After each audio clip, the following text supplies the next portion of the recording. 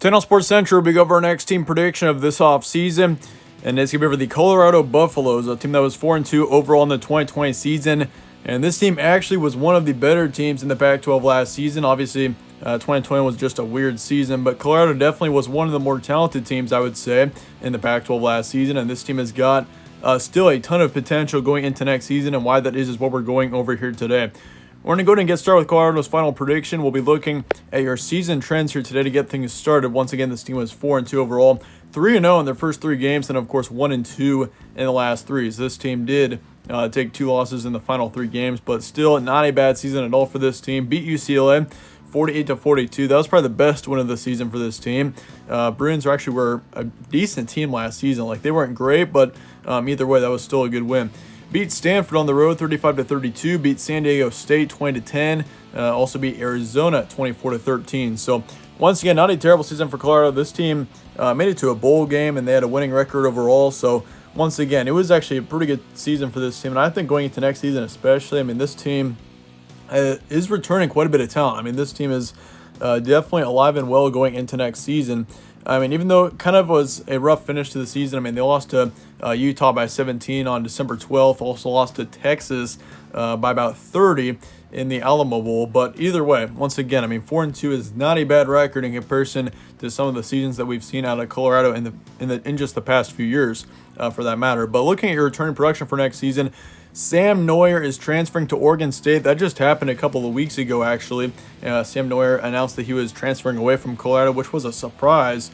I mean, considering this team is on the rise right now, and he decides to bail out, I guess. But Oregon State, of course, is going to be an interesting situation for him because, I mean, Oregon State's already got a decent quarterback with Gebbia up there.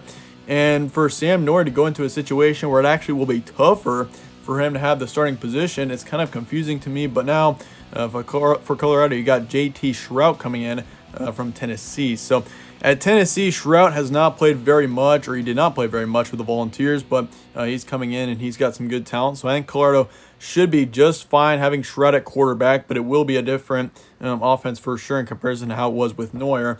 I mean, Neuer last season was not a terrible quarterback. I mean, he didn't put up outstanding stats, but he put up 1,100 yards, 6 touchdowns, 7 interceptions, and a 55% completion rate. So overall, his stats were pretty terrible last season. He was not that good of a quarterback. I mean, especially the 55% completion rate. That's one of the worst completion rates I've seen from last season across the entire FBS. So, I mean, yeah, Sam Neuer was not a very good quarterback, but I think he had potential, and that's the thing about him with Colorado is if he could have stayed with the Buffaloes, I mean, he would have definitely had competition if JT Shrout was still coming in. But I mean, it could have been good for him for sure, which he's going into an even more interesting situation right now with Oregon State. But either way, for Colorado here, JT Shrout is more than likely going to be your quarterback next season, which you should be just fine with him, I would assume. Jarek Broussard is also coming back. He was their top running back last season. He had a huge impact on this team, 960 yards, 5 touchdowns. Those are stats through 6 games, which, I mean, if you ratio that up, if this was a 12-game season, he would be on pace to nearly hit 2,000 yards for the Buffaloes last season, which, once again, I mean, 960 yards through 6 games is pretty outstanding. So watch out for him next season. He's easily going to be one of the best running backs in the Pac-12 for sure next season. So he's going to be a huge impact player on this offense. He should have a huge workload next season. If he can stay healthy, that would be huge for this team. As for Dimitri Stanley, he's also coming back, your top receiver from last season. Last season, he had a pretty big impact as well, 330 yards and a touchdown. So he was the top receiver by a significant margin for this team last season. Vontae Shenault is coming back. He was your second wide receiver. Brendan Rice is also coming back. Both of those receivers combined for just right around 300 yards, a little bit above that for that matter. So all around, this offense looks pretty good next season, especially if JT Shrout can play well. I mean, the result of this offense and determining how good that they're going to be is going to heavily depend on the quarterback situation. I mean, the backfield looks great. Receiving core looks great. It's just a matter of the quarterback position and how this team is going to be there. Like, I've got a lot of faith in JT Shrout. I think he's definitely got a ton of potential for this Colorado team. And in Tennessee, he really didn't play a whole lot. He was primarily behind the starting quarterback there for, the couple of seasons that he was there. But for Colorado, he's definitely going to have a big impact on this team going into next season, I can guarantee you. As for the offensive line, you lose one on there. On the defense, all you're really losing is one defensive lineman, and that's about it. So Colorado next season, this team is definitely looking very good on both sides of the ball, returning production-wise. Once again, the only question mark is in the quarterback position. If the quarterback position plays well, this team could be a legit contender in the Pac-12 next season. Potential dark horse next season for Colorado, I definitely think this team could definitely be a dark horse contender. I mean, you've got 4 main teams right now in the Pac-12 that could definitely win the conference. You've got Oregon, USC, Washington, and Arizona State. Those are the 4 teams that I definitely think will be at the top of the conference. Then you've got Colorado in the background here. This is a team that is not talked about very much, and I think that Colorado next season could use that to their benefit for sure. I mean, we saw that last season. This team surprised a lot of people. They were ranked for a couple of weeks there. So, I mean, this Colorado team definitely I think has got potential next year. And, I mean, you just got to win as many of those winnable games as you can, and I think this team definitely has a good capability of doing that for that matter. So, keys to being a Pac-12 contender, though, I think this team is looking once again very well on both sides of the ball. I mean, offensively, I love Jarek Broussard going into next season. He's going to be a huge impact player. Once again, you've got probably one of the best running backs, if not the best, running back in the Pac-12 going into next season. I mean, once again, if you look at his stats, I mean, they explain themselves. But, I mean, once again, the main thing for this Colorado team is the quarterback position. Once again, if JT Trout, if he plays well, this Colorado team will be a contender. As for your schedule, though, going into next season, you got Northern Colorado in your first game there on September 3rd. Then you've got a very interesting matchup against Texas A&M at home, former Big 12 matchup there when Texas A&M and Colorado were both in the Big 12 as a rivalry matchup there. Then on the 18th, you got Minnesota. You got Arizona State then on the road on the 25th. You got USC, big game there on the 2nd. You got Arizona after that, California, Oregon on the road. Then you got Oregon State, UCLA, Washington, and Utah. So overall, I mean, once again, it's bound to be a pretty tough schedule. I mean, you got Oregon on the road. Good thing is you do have USC and Washington both at home. That could come to be an advantage for this team, but you do have Arizona State on the road. So you're playing all 4 of the toughest teams in the Pac-12 with Arizona State, Oregon, Washington, and Utah. So that's something to watch out for there. But of course, I mean, looking at it otherwise, I mean, you got Texas A&M, which that's going to be a tough game in the non-conference matchups. I mean, if you beat Texas A&M, that would be huge for this team, and it'd be a huge momentum booster.